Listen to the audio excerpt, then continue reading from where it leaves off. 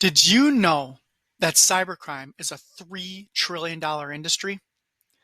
And in many cases, it's safer than being a cartel member, a drug mule, or even an international spy. Entire nation states are using cybercrime dollars to fund their entire nuclear missile program. How did we get here? Well, cyber attacks are not only growing in frequency, but they're also growing in intensity. What cyber criminals are able to do now is do multiple attacks against small to medium-sized businesses in which used to have to be one at a time. So not only are the number of attacks happening, but also the total losses. And those total losses are coming in from the cyber liability payments willing to on higher and higher for ransomware, just the brazenness of the criminals asking for more money and knowing that the data is worth more than it ever has been before.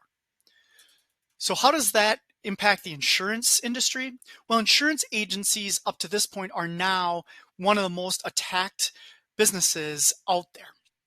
The reason behind this is that, yes, we started putting gates in on blocking our insurance agencies from cybercrimes, but we really haven't put the entire fence around our insurance agencies up to this point. We're also known as being slow to change as an industry. So although we've been making some strides towards putting in the right technology, we have not yet got into the technology that can help us with more complex attacks and more frequent attacks.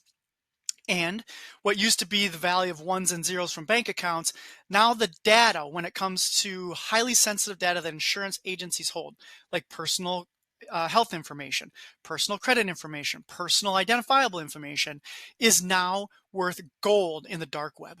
And the bad guys know that this is exactly where they can go to get that data so that they can sell it in the dark web.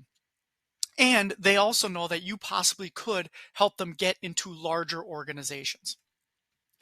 But at the end of the day, really why bad guys are going after insurance agencies is because it's all about the Benjamins. They know this is where the money is. They know that they can get their greatest return on investment for their time by going after the insurance industry. So I want you to sit and ask yourself, is my agency at least have a gate up and we're starting to build the fence? Have we put a few things in, but we've been quite slow to change in adapting to some of these technologies and systems here to help protect my agency? And how much data am I really responsible for? And am I being relentless in protecting my customers and my company's data from a cybercrime?